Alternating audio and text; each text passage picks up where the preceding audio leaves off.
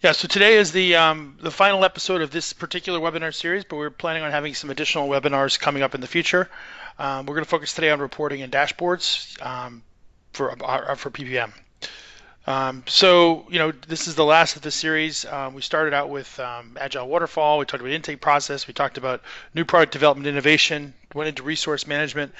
And then today we're going to talk about reporting and dashboards, which is really the way of capturing the entire ecosystem and understanding what's going on within the entire process and how to derive meaningful insights into what's going on. So we're going to talk about in the beginning a couple some interesting topics around big data perspectives of it, but also, what is a dashboard? What's a report? What are some of the challenges around designing reports and dashboards? And we'll talk about some of the best practices for how to do that. And then we'll talk about things like KPIs, mechanisms for tracking process performance and for supporting continuous improvement. Other webinars, we've got some other webinars that are in flight right now where we've got a series that we just started on healthcare. And we're going to be doing another one. We're doing a second webinar series on financial services. Those are going to be more focused on, deep diving into some of the challenges that those industries have, some of the opportunities around disruption, some of the challenges around, what the impacts of digital disruption could be, and some of the new business models, and some of the challenges around customer experience that are impacting both of those, and how do we go ahead and address those. And it's really, how do we use PPM as a tool for managing the degree of change that's occurring in both of those industries. Like, for example, healthcare, we've got vertical integration between payers and providers, and you see value-based pricing and value creation pricing. And then some of the ones we've got the whole customer experience. For financial services, you've got like fintech. You've got situations with emerging technologies like blockchain, for example, which can impact financial services as well. And then we'll talk about some of the customer experience again. So these are some pretty exciting webinars focused really on the challenges of those industries and how we solve it from PPM perspective. About us, we are Kuantan PM. We are a Gold Microsoft partner specializing in project and portfolio management implementation. We focus on cloud productivity. We focus a lot around reporting, dashboards and reports. I think one of our major fortes is the whole idea of integration using our BI Advantage tool, which is an Azure-based integration hub. Purpose of that is to develop these enterprise-wide solutions. So you're pulling data from lots of different sources into an Azure partition, which can then be used as a source for reporting to provide insights to the entire ecosystem, which is really beneficial to so you're not really doing reporting based on technology and applications. It's more based on functional areas, so that can allow you to do the type of deep analysis necessary to gain insights into what your customers are doing or how your company's performing and opportunities for the future. Areas of expertise for us, we talked about, basically the main areas about PPM, portfolio management, resource management, demand intake processing. We're great at workflow, BI and dashboards. We talk about integration with other applications. We're good with that. We specialize in doing add-ons and additions to desktop applications. In terms of our, Microsoft. Hello, somebody there? Oh. So then we have, from there we have, some of the applications: Project Online, SharePoint, Power BI, Office 365, Azure, BI. We pretty much play within the entire Office 365 stack.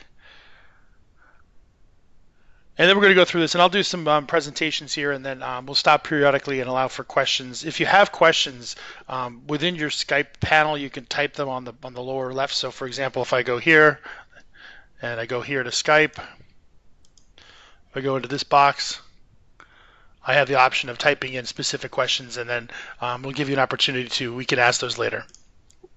We'll stop periodically during the presentation to give a chance to ask those. In terms of reporting and dashboards, it's kind of interesting because they talk about what are the economic impacts on reports and dashboards. And what we have is Microsoft actually just commissioned a new Forrester study which talked about the ROI and the total economic impact of reporting, and they did some in terms of a subscription fee of like $21,000. They talked about some of the reporting and efficiencies gained. Some of the ROI that's available using things like reporting and the capabilities around reporting. It's pretty huge in terms of the return on that. And we'll talk about some of the challenges we pretty typically see in the industry as a consultant. I mean, a lot of times there's a couple of key themes that you see across a lot of different companies that have to do with reporting. We'll address some of those later on in the portfolio, but you can see that from a payback perspective, it's pretty substantial. One of the one of the things that people use reporting for, and we'll talk about big data just quickly here, but this is not going to be the main focus, but really in terms of big data, it's like the ability to do analytics and gain insights into data. I mean, one of the things we've been talking about for some of the other earlier webinars, it's like, the amount of data that's being created at this point in the world. It's just basically in the last 2 years, we're creating more data that's ever been created before. So if you look at it, I mean, McKinsey did a study here where they talked about, what is the importance of data and reporting that supports data. They're finding that there's a supply and resource in terms of a talent that surrounds this area. So people who are data scientists who have reports to support data science, they're tremendously in demand at this point. In terms of the overall payback here, I mean, in terms of like healthcare, for example, there's an efficiency opportunity of like $300 billion per year. It could reduce healthcare expenditures by 8%. Developed economies of Europe, so the European government administrators could save 100 billion euros per year in terms of operational efficiencies. Users of service enabled by person located data can save $600 billion in consumer. So if you think about it, there's this tremendous amount of data, and then they talk about data. Well, I mean, there's mechanisms for reporting it and to tag it and all the rest of that. But in order to actually have reporting and dashboards that give you insights into it, there's tremendous opportunities that are available to it. And I think this is kind of reflective of some of the business case that we saw before in the Microsoft Forrester study. In terms of ways they can create value, I think there's good examples here of really there's unlocked significant by making it information transparent and usable at much higher frequency. I mean, I know, for example, in my consulting experience, I mean, one of the challenges you see a lot or hear a lot of is this whole statement of, I've got a lot of data and not a lot of knowledge. I've got a lot of data but not a lot of knowledge. And I hear that challenge, aerospace, manufacturing, financial services. I've seen that same consistent theme across, many different industries. So having well-structured reports and dashboards that can give you those types of insights is absolutely critically important to, allow you to gather the insights that are necessary and can be derived from the particular data source. As organizations create and store more transactional data in digital form, they can come up with detailed performance information on everything from product inventories to sick days, give you opportunities here for use data collection and analysis to control experiments, make better decisions, in terms of high frequency and low frequency forecasting. I mean, what that tells you is you've got more data that's aligned with your process and you can gain insights from it. What are people buying? What are some of the opportunities? What are some of the margins on the products? What's the ROI on some of these products? So these are all things that, can give you insights in terms of how to manage and improve the efficiency of your data. This is a big piece of this is the whole ever narrowing segmentation of customers, so you can have precisely tailored products or services. Basically, again, if you've got data that can support that, you can do reports and analytics that allow you to look at a niche component of your customer portfolio to make investment decisions that you think would allow them to introduce products that would add value to the overall to the portfolio. Better decision making. Obviously, you need data to do that. In terms of next generation products and services, I mean, this can be multiple things. I mean, it can be, both the product development lifecycle. I mean, one of the big benefits of reports and dashboards is the ability to manage, ideation through completion of product to completion of a product and then allow it to roll out to, monetization. But that's a big value add in terms of the ability of reports to support the organization. So there's tremendous ways that this can support it. This is interesting. Best practices definition. Let's talk about dashboards and reports. And these are just definitions. These are PMI definitions. Enterprise reporting. Report or production is a method by which reports are distributed to an organization to provide users with support for their work. In traditional BI tools are primarily text and table-based, usually have a visual component of it, and usually more often than not, these reports are scheduled for automatic distribution and they've used it on a more regular basis. Okay, what that says is that they are, generated. They're designed to be aligned with a capability or a function that's associated with it. There's a regular distribution list that can be associated with it. So these give you this. I would describe these as more operational in nature. That gives you the insights that you would need to more do. Not just day to day, but also make some strategic based decisions. For example, another good example is continuous improvement. Reporting can be used to support the overall continuous improvement process. Dashboards are great. They really present the most important information required to achieve a specific objective at a glance. This is really, the way I would think of dashboards is these are tailored to a specific audience. And there's also the drill down capability, and that's something that Microsoft does, and they're aligned with KPIs and key performance indicators to make decisions and driving decision making. This is pretty important. I mean, usually when you're designing a dashboard, you want to ensure that it's targeted towards the specific consumer of the data, understanding their pain points, understanding what do they consider KPIs in their key performance metrics. When you're designing an enterprise strategy for reporting and dashboards, one of the best decisions to make, or one of the hardest decisions to make, and this is true from like portfolio analysis and all the other PMO type processes, is really gaining alignment on what constitutes the value for your enterprise. How do you track the value for your enterprise? How do you monitor the development of overall value as it's developed, and developing KPIs to support that. So really making sure that this whole thing is aligned all the way across from the beginning of the process, potentially as early as ideation, all the way through the completion of the process, from all the way through delivery of the final product. But these are like the PMI definitions of what these are. Let's talk about reporting. Does anybody have any questions on anything so far? Allison, has anybody typed up anything? No questions, John. Okay. Let's talk about reporting issues. When in consulting, a lot of times when we're meeting with clients, is that you typically see a pretty common data problem statements that are associated with reports and dashboards. And this is just a list that I came up with based on doing this for quite a long time. And really, I mean, first one is that the typical problem about reporting is manual reports and opportunity cost. I mean, one of the challenges you see with a lot of organizations is that they've got their project managers spending 50% of their time developing reports manually, updating PowerPoint decks, and the result of doing that type of thing is that there could be mistakes. There's lack of aggregation, so any type of trend analysis can be associated with it. And then there's the opportunity cost. You've got your project managers who are actually, rather than doing project management, they're just developing reports. The other thing that can impact you is in terms of cycle time, the ability to have regular and periodic reviews of your portfolio and reviews of performance and reviews of continuous improvement. Those things are all impacted by the manual churn aspect of reporting and dashboards.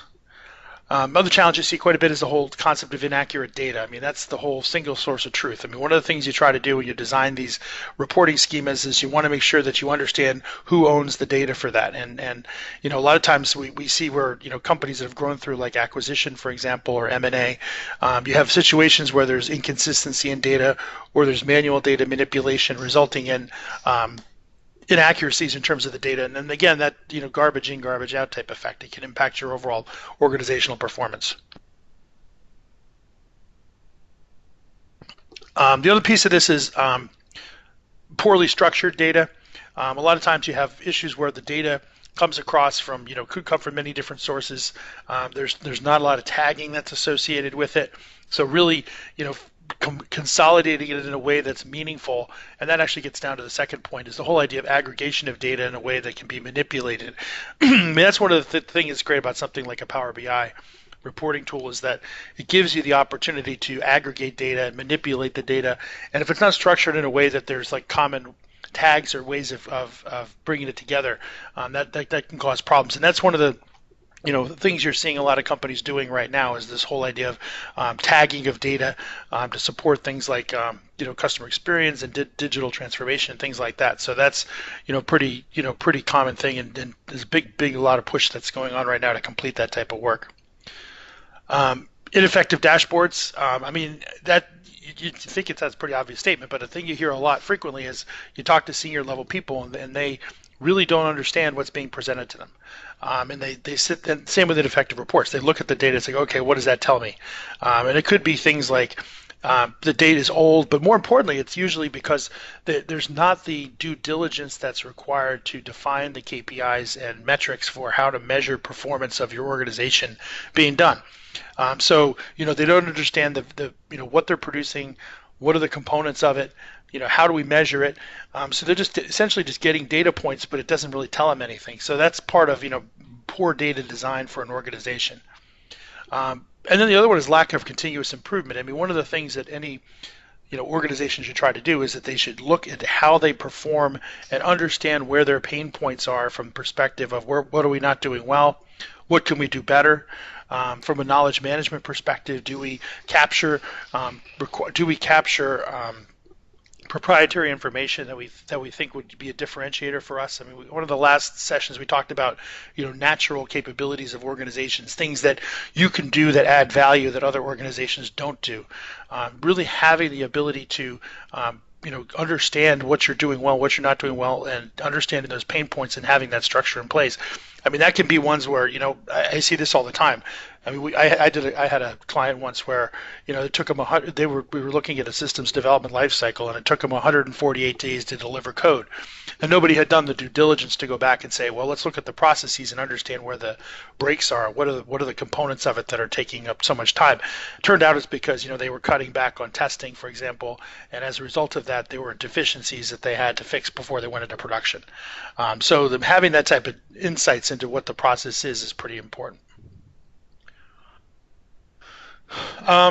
Cloud. I mean, this is one of the things why I use Microsoft as a solution. I mean, I think we're big. Obviously we're a Microsoft shop, but there's a lot of stuff that they do. Is really the whole scalability from an enterprise program perspective, low cost of entry. I mean, it's O365 and Azure based. If you just have a licensing agreement in place, you can just with a URL go ahead and dial it up. Ease of adoption. Everyone's familiar with their cloud products. They're familiar with Microsoft product suite. Innovation. I mean, Microsoft is coming out with lots of new capabilities. They just surpassed AWS in terms of like cloud revenue. So, it gives them the opportunity to, they're growing and expanding capabilities as things progress. Security. I mean, that's one thing is Microsoft spends $1 billion a year on cloud security.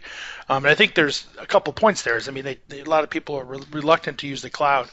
And I see this all the time. Well, we have to do on-prem, but there's never been a data breach that we hear about in cloud providers. It's usually somebody on-prem because the cost of security and the ability to maintain applications. It's hard for organizations to do that.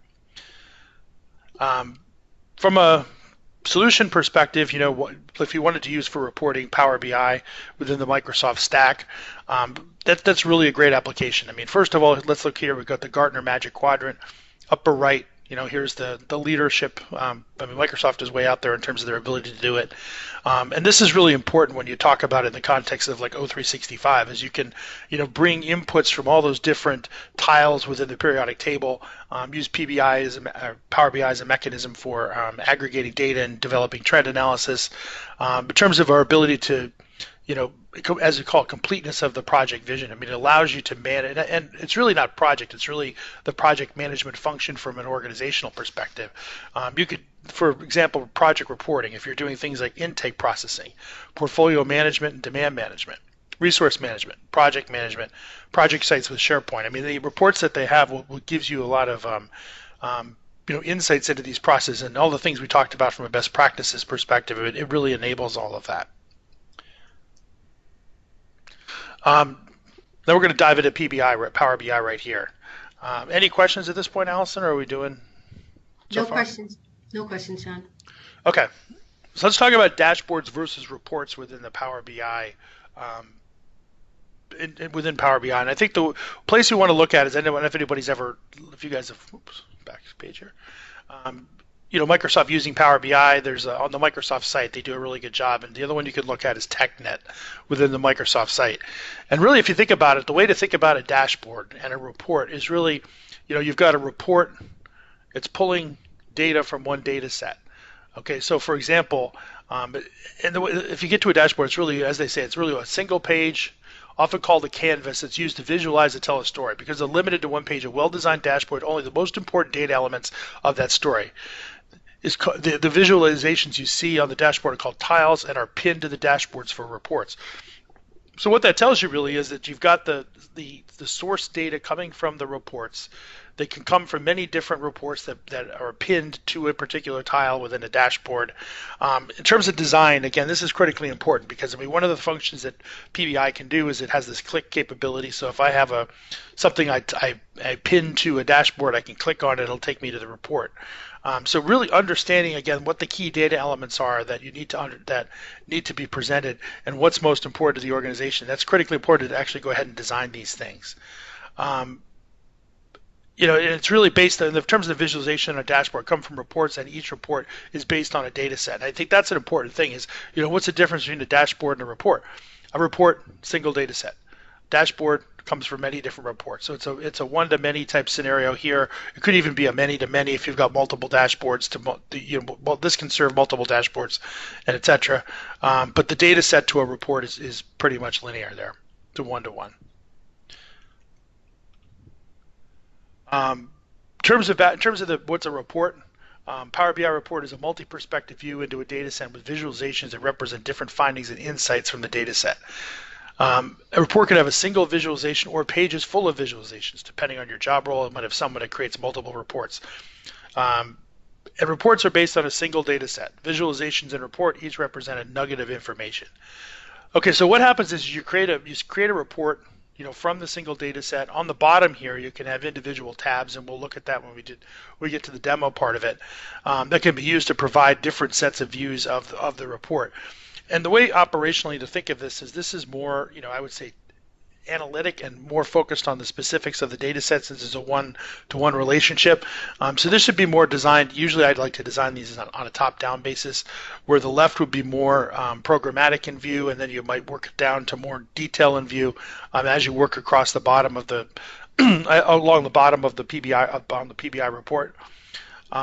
And then also think about, how you're going to roll these up from a data perspective. I think this is a pretty good graphic here. So, when you design these, you want to get different insights into a data set, build reports to support those.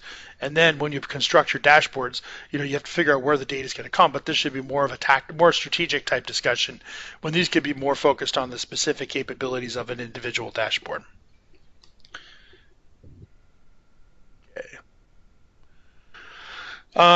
This is also on the same deck. It talks about what does a dashboard do versus a report. I don't want to go through these, but it's really all these. But one or more. This one has dashboard has one or more reports. This has a single data set. Availability in desktop. You can't do dashboards in the Power BI desktop, but yes, you can do reports on the Power BI desktop version.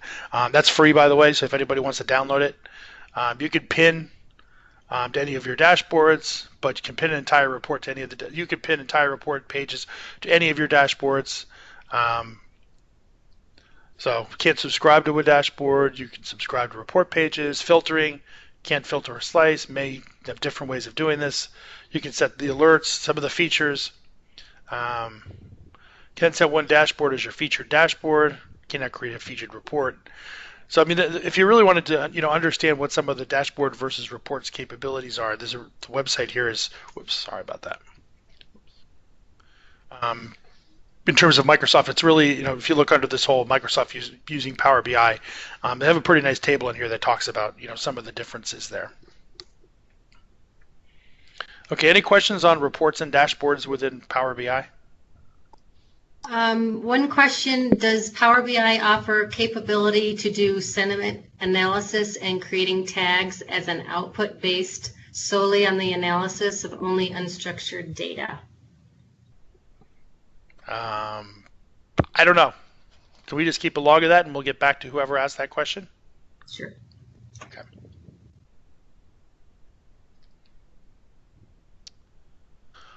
Okay, this is kind of another interesting topic. Is one of the things that we do a lot, and this is something Kuantan does, is this whole BI Advantage, which is an Azure-based, we talked about as an Azure-based integration hub.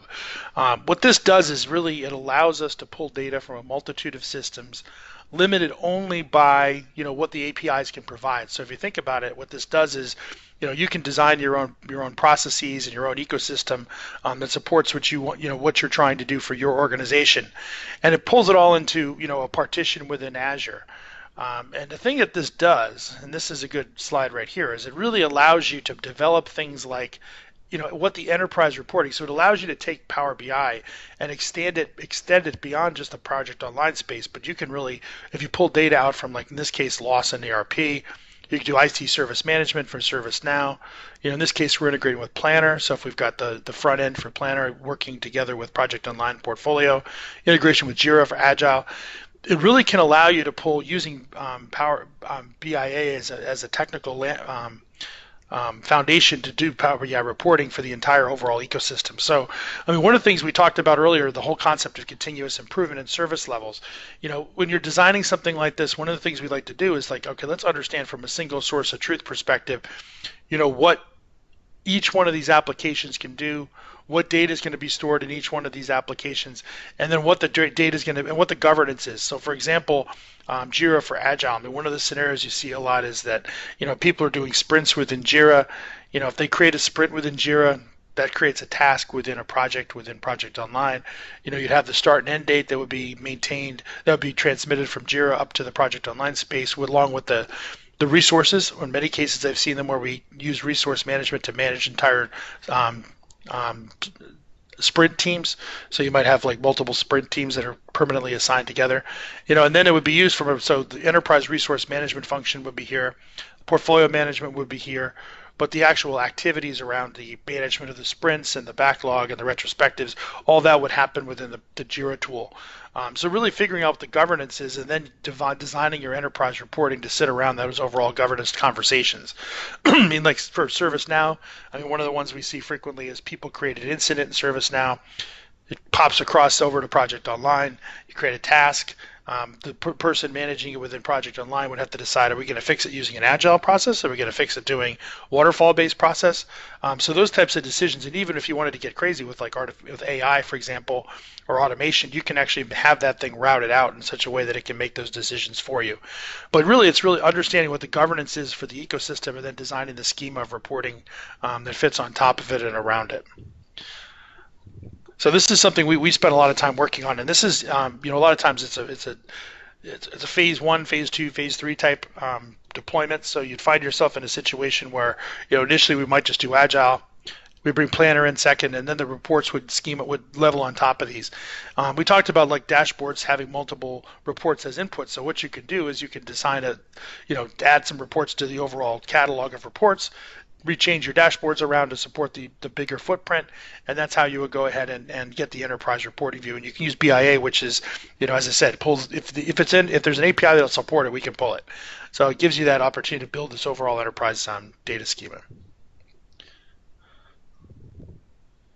Here's again some of the stuff we use for BIA. There's a lot of possibilities here in terms of ability to pull from many different sources. We're doing one right now for Dynamics, for example, CRM. We're doing, some of those. We're working with Jira ones. Some of the ERP ones, you see those are very frequent. Some of the ones around Epic, you see some of those. ITSM, that's very frequent. Some of the ones around the rest of the Microsoft's suite, you see that a lot as well. CA Rally, we do some of those as well. So this whole thing about building the enterprise ecosystem and then putting Power BI on top of it for reporting is a pretty powerful concept. John? Yes. We have a question. How is BI Advantage different from Power BI? Okay, the way BI Advantage works is it's actually it sits within Azure. So what it does is there's actually a database or an SQL database that sits within Azure, and then it just basically uses APIs to pull data into, in effect, a large table that sits within Azure. And then Power BI integrates with Azure, and it can pull the data directly from the Azure table. So what it does is you're basically building this massive table within Azure, which is pulled from all these different sources. Then use Power BI as a mechanism for extrapolating and doing reporting against that data. So it's just basically the Power BI is the reporting capability and reporting function, and then the database would be residing within Azure, which would be the BIA component of it. And the thing that's cool about that is, like you talked about, supporting your own processes. One of the limitations with the point.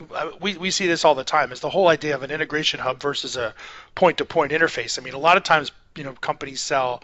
We have a ServiceNow, for example, interface. Okay, you've got a point-to-point interface between Project Online and ServiceNow. Okay, and it has predefined fields that come with the connector. It's reflective of the process that the manufacturer has. It doesn't support your process. It supports the one that the manufacturer has. And the other problem is if I've got multiple point-to-point, so for example, I've got the Jira interface here that has maybe one process, and then I've got this one for ServiceNow, those are definitely restricted by what the capabilities are of the particular interface. If you use like a BIA solution where you pull it into a Azure hub and then you can transmit the data, you can figure out what the governance should be across this entire thing and then support it. I mean, like we're saying, the only limitation you've got is what data is available, the APIs, what data can be extracted or inserted from the APIs of the applications, and then use that as a mechanism for transmitting it back and forth between the different applications. And then since it's in Azure, you can do reporting against it using Power BI. Questions? No other questions. Okay. So here's some of the ones we've done. I've got to put Planner on here. I didn't put Planner on there yet, but there are some other ones there. And then best practices of design. Again, these are ones that I came up with here from having done this for a long time. Is really understanding your audience and tailor accordingly. I mean, the thing people do a lot of times when they're designing reports and dashboards, they put too much data in it. They try to say too much. It's really, you need to understand, what are you trying to say. It's like, in effect, it's like writing a PowerPoint deck. What are you trying to communicate? What's the story you're trying to tell, and ensuring that the report is aligned with that particular expectation. What are you trying to do from a reporting schema? This is really important all the way across. What are the key? What drives the value all the way across this stack of processes? For example, portfolio management. What am I trying to say? I mean, if the kinds of information I'd want from a portfolio would be, let's look at the value that's being described. Let's look at the result, the ROI that can be delivered. Let's look at the alignment and value. I mean, one of the things this project line does really well is it gives you the opportunity to score and score projects based upon value drivers. Let's ensure that we understand what the value drivers are. For example, speed to market might be one. Ability to establish a new threshold or a new capability within a marketplace. Making sure that we understand what drives our value for portfolio and making sure the reporting is aligned with that. Project management, understanding what is important from a project management. That would be things like, let's understand the gating, let's understand the processes, let's understand what are the key processes and what are the performance benchmarks. Let's put reports in there to look for where we have holes. Resource management, I mean, it's really important to understand, who's available, who's not available. But the other thing you like to understand is, use some of the capabilities within Project Online to understand where you've got things like, if I do portfolio analysis for resources, where do I have projects that I'm not doing because of resource problems? It's not only to, validate who's doing what, but also to validate the integrity of your delivery organization. Do we have the right people? Do we have to add contractors? Do we have key points of failure that are impacting our ability to deliver? Do we have making sure we can identify those things to make sure that you investigate the health of your overall organization from a resourcing perspective. Financial management. I mean, this is that goes across the entire thing, is really to make sure your business case is still valid, making sure that you understand as costs, in many cases OPEX, CAPEX, we have a lot of that, those types of projects where we're tracking accrual and aggregation of cost as it progresses through the overall project lifecycle. Intake process. This is ideation in a lot of cases. I mean, a lot of companies are very focused on innovation. How do we, decide and score projects and candidate projects as they come in? And let's make sure we have reports that can capture that. Continuous improvement should be all along this. What are we doing wrong? Where do we have problems? Where can we improve our overall process? And then, executive type schemas. What does the executive need to say? Reporting with KPIs and value. Understanding what the KPIs should be. Ensure the ownership of the report is aligned with the PMO. Again, this gets back to what are our KPIs for the organization? What are the value drivers? Make sure that there's a governance board that maintains this. One of the things you see a lot of times is like shadow reporting. People talk about shadow IT, where the lines of business do it. You could also have shadow reporting where people are, got their own separate ideas about what constitutes success. across an organization, you want to make sure the value is consistently measured all the way across, and it's measure consistent. And then allowing for rebuilds, which is really, I wouldn't call it a rebuild, I would call it a redefinition of the reports as you get more information and have some actual performance results to measure it against to see how how the performance is doing. Where do you have areas to improve? I mean, one of the things we keep talking about from a PMO perspective is the key capability is this notion of continuous improvement and enabling continuous improvement. So that would be the rebuild piece of it. So that's what I try to do. Is really you need to. It's not something you can slap together. You really need to take the top-down approach and understand what are your value drivers and how do you push it across an organization. A lot of times the way I usually do these is have like a workshop that goes with it. That would go ahead and define these things, and this is important because how do you value your portfolio and how do you manage your project performance and making sure that all this is aligned and make sure you have reports to capture it. Questions on this? No questions, John. Okay, couple things on KPIs. I just have a couple slides on KPIs. What are best practices around KPIs? First of all, this is important. Some of them are lagging indicators, so it really tells me what I've done in the past. Some of them are financial management. Some of these are leading indicators that are designed to show you and give you insights into future capabilities. So you need to think about both of these elements when defining your KPIs. Some of the challenges. This is number one. This is one of the first things we have to figure out when we implement this thing is firm strategy and key objectives are not clear. Measures tend to be focused on just financial outcomes. Understanding how you deliver value, understanding what your value drivers are, what are our natural capabilities, really to understand what is the strategy and how do we measure it. Too much reliance on financial indicators. The numbers are interesting financially, but really more like delivery time and cycle time and things of that nature. Time to market, speed to market, those types of things are much more insightful in terms of impactful on the business. Because if I get it to something to market, for example, quicker, and I'm doing new product development, I've got an exclusivity period which is longer, and as a result of that exclusivity period, I can go ahead and make some more additional revenue from it. This measure is deemed important, but one area might not be viewed as important by the others. Okay, that is important too. I mean, one of the things you find, you got to beat this down. I mean, one of the things I always hear when I do these sessions is, well, we're different, so we can't agree on what the same value drivers are. Yeah, you can, and you're not that different. And really, it's important that you have those, 8 or 10 of these things on the board, and everybody begrudging some cases, but they agree on what those things are. Compensation tied to KPIs. The problem is it biases the process. I'm just going to inflate this thing to get my KPI higher. I don't really care about the overall performance of the portfolio. Identifying lead indicators is difficult. That's very hard to do it because you need to understand what your strategy is and what are your value propositions. And a lot of times people have different views on it. Like, for example, inflation in the economy. What constitutes inflation? Well, they say wage increases can do it, but getting agreement on what that is. Accurately measure in reports may be difficult or impossible given internal reporting. Absolutely true.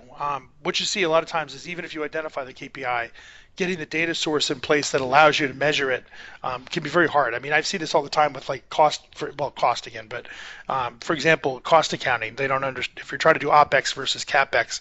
Understanding the breakdown between those, having accounting systems in place that allow you to support that. Time to market. How do we measure that? And what I always tell people is continuous improvement. Okay, when you first implement this thing, do the best you can, and then let's talk in 3 months. Can you do better? Can you do better 3 months after that? So, you got to come up with a starting place, and just wringing your hand of it is not the way to go, because if you're building the organization with the discipline that measures performance, measures success, this kind of discipline is beneficial for an organization going forward. KPIs, here's some examples of them. And I just got some from some of the strategy documents I've done over the years. But for some of these, the way to think of it is you really, if you have something like this, like a table like this, is when I have a facilitation session, we usually do this. What's the type? What's the area? So for example, project management. Improve project management process is the area. And then you might have like, what are some of the recommendations around KPIs for doing this? And sometimes it can just be an idea and you don't have the metrics or the numbers for it yet, but you can get, okay, let's do, what is the performance benchmark? And then column 4 can be the specific calculation. But something like this can be used as a mechanism and a schema for developing and identifying your overall reports. And that's it for the presentation. Any questions on that before we do the demo? No questions. Okay. All right, let's go to the demo. Let's talk about the demo. So for purposes for today, I mean, if you're doing reports within the Project Online suite, there's really two mechanisms for doing this. There's reports that what you've got here is essentially, reports home. That, I mean, Microsoft Project Online will support basic reports that come out of there. They're just essentially Excel reports that you've got that are available. Some of these are just out of the box, for example. They're sort of useful, but if you really want to, get the bang out of Project Online and the Microsoft Suite, you really need to use Power BI. So if we go here to Power BI, I mean, what this is this is one of the tiles on your O365, Office 365. Forget the word for it, but it's one of the apps that appear in the waffle up here in the Office 365. And then what you could do here is that this would be the general display that comes out. You'd have workspaces, personalized workspaces, application. Then you have reports and favorites that come out of this. And then down on the bottom here, you've got this thing called Get Data. I mean, one of the things that Microsoft does really well is, and you're seeing a lot of this, is that in terms of Get Data, this is really how do you get the reports, which they use something called a content pack to, basically as a source for this. So I mean, one of the things that you see now is many standard applications that exist out there are they actually have a lot of the applications that we integrate with actually have Power BI content packs that you can use to gain insights into the overall piece. I mean, for example, here's one that I've got for Jira. Okay, this will give me insights into the velocity of the software quality and how do I track Jira. So I could download these reports standard. You can do analytics for Dynamics 365. There's a standard content pack for Project Online that's available in Power BI. And then you've got other ones in here, like ServiceNow has one that you can use and use that quite a bit that gets you the incidents. So, I mean, there is a good starting place that, just as part of the standard content that Microsoft offers. The other thing that's kind of neat is, I don't know if many of you are using Teams at this point, but if you go into workspaces, it gives you the opportunity to look at, from a view perspective, how do we align and segment the reports by teams. So a lot of times, if you've got access, you can say, okay, I'm going to use my Teams for collaboration. I'm going to use it for meetings, but I can also decide who's got their sets of reports. So you can tailor reports and dashboards, so that you can go ahead and segment it by the individual group. So this is a pretty good opportunity also because, I mean, Microsoft has a big push right now to get people on Teams and have them adopt Teams. So this is pretty critical thing. So the other thing you can do is so if you go into my workspace, which has the content packs that I've downloaded, I'm going to look at a couple different things. So we're going to look at what I would call, let's just look at the standard Microsoft project report and then the dashboard. And then we'll look at some custom ones that we've developed that really I think captures that whole spirit of understanding the ecosystem and understanding what the value drivers are that go across. If you go to like Microsoft Project Online, remember there's one data set for the specific report. This is the one that Microsoft has, their standard Project Online one. This is updated fairly frequently. So for example here, what you would find, this particular one, that some of the practices that you would witness in this particular data set is you'd have across the bottom, you have the different tabs that would, get from more high level to more detailed specific information. So you got portfolio dashboards, give you the highest level portfolio view of the projects that are being worked on. You've got the ones where, for example, you go from like portfolio timeline. So I mean, what you could do with this, which is pretty cool, is a deep dive. So you can just click on it here. Let's go into it. I can look at the specifics of one project. It'll give me the insights into the one project. So I can move from, the whole this is everything view to, the deep dive into the specific projects that I want to have insights and look into at this particular point. Portfolio timeline is a good example of it. So, for example, portfolio timeline, this is a standard one that gives you that portfolio view of, what are all the projects that are out there, who's the PM, and then from that you can use it to, um, basically to have the start date. It gives you that overall view of the overall portfolio, and you can change the color schema. Like in this case, it's aligned by project type, so we can say, for these particular projects, this one has this start date, that one has that start date, and it gives you that overall view from a project perspective. So then again, from a design perspective of the portfolio costs, so you'd start with the dashboard, which tells you about the health, and you do the timeline, which is the timeline. Then let's look at cost, so we can understand where we've got issues with variances. This is great because again, it tells you where the red tells you where your eyes go. So it tells you, oh geez, I got a big problem with this one here. We got a significant cost variance. Milestones, we've got we've got the project online milestones report on the bottom, which also can show you what some of the upcoming milestones are. This can view it from a 30 days particular piece, but I can actually look at it from a project perspective and just click on one and look at the dashboard, look at the milestones associated with an individual project. So then you get the risk register, which comes out of Project Online, and you've got issues, and then you can go across here to resource availability. This is one, again, in many cases what you find is that people use Power BI reports to supplement views within the system. For example, the resource views that can be in Project Online, you can develop Power BI reports that provide more insights to it. Plus the other thing is it's real easy to manipulate Project PBI reports, and you can customize them to reflect the specifics of what your business process is. So this is a pretty flexible tool that we've got associated that can be used. And this is all out of the box stuff, so you can click if you want to click on a specific month. If I want to look at something in particular, you can just jump on a specific area. So for example, if I want to look at demand in hours for this particular month, February 2018, here's the resources, and it gives you the breakdown of what the demand is for them. So it gives you lots of insights in terms of this overall piece. Dashboard. Let's look at this. Let's look at the dashboard, the Microsoft Project Online dashboard. What this can be used for is, again, this is has pulled data from many different reports. So this is the generic one this is the Microsoft Project Online one. I'll be honest with you, I don't like this one. I think my concern about it is that it's too much data. It just completely clutters it. There's too much information here, and it's not well designed from the perspective of what am I trying to say. So I mean, if I wanted to click on one again, since this is a tile that's been pasted to the dashboard, I can go, let's look at resource assignment. If I click on it, it'll take you to the source of where the data came from. So what you can do is build a dashboard from multiple different reports, and have it come back and go back to the overall what the source is for the particular single screen. So this is really I can't overemphasize here that we really need to make sure these are tailored to the specific audience. So what we can do now is let's look at some of the ones that we've constructed that are more I think a lot more user friendly. If we go into Workspace, QPM Demo Project Online, we built ones called QPM Demo Executive Dashboards. So I mean, this is a good example of if we go in here, what are some of the reports and dashboards? I like this a lot because what this does, it really walks you through the key functionality within the project. So if I were to look at my intake process, this is ideation, innovation is what this is. So what this can tell you,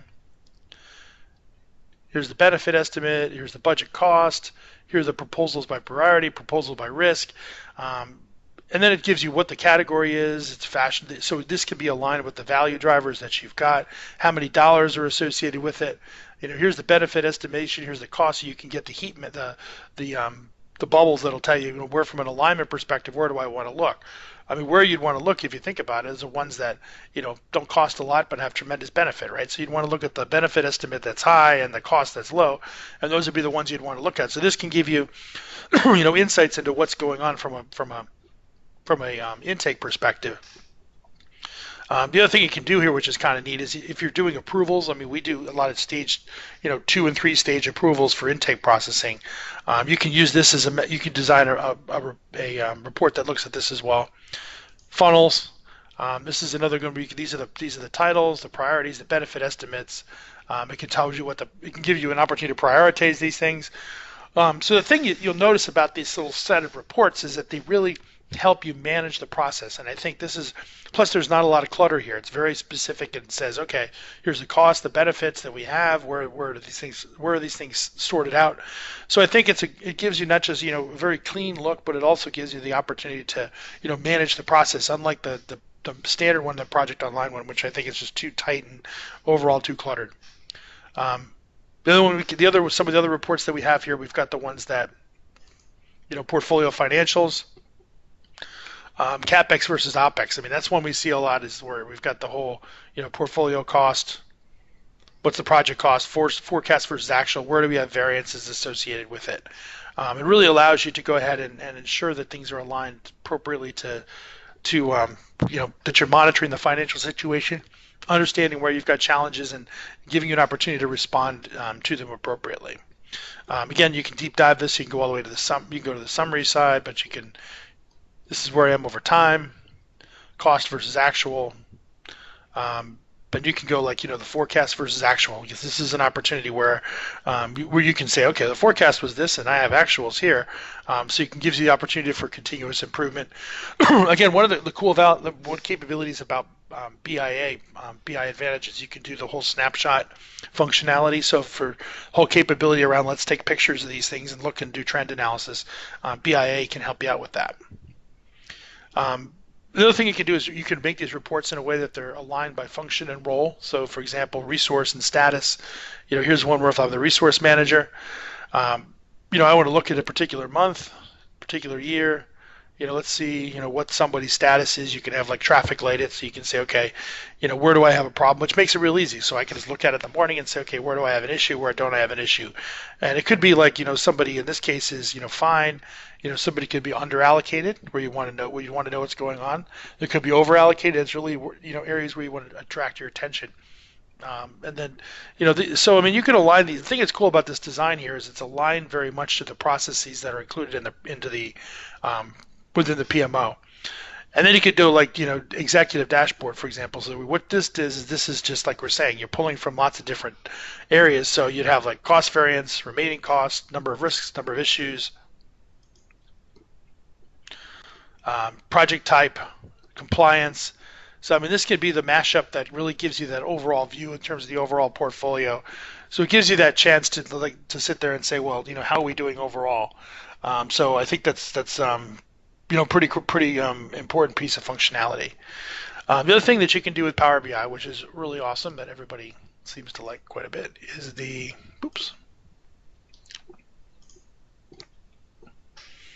if I'm in a report, file, export to project to PowerPoint.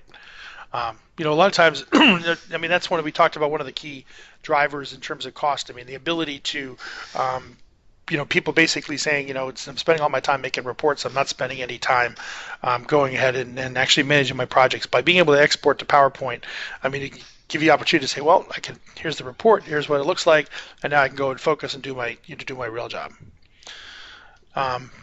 So this thing's pretty capable, and the thing is, like we were saying, if you pull data from lots of different sources, you can build these overall reports. The other thing we've done is we've built reports for some clients where we've extended data sets. So we've had extended reporting for some of these. Like OData, for example, we can extend out. So it's pretty capable overall. Anybody have any questions on Power BI at this point? No new questions, John. Okay. All right, so that's it as far as the demo is concerned at this point.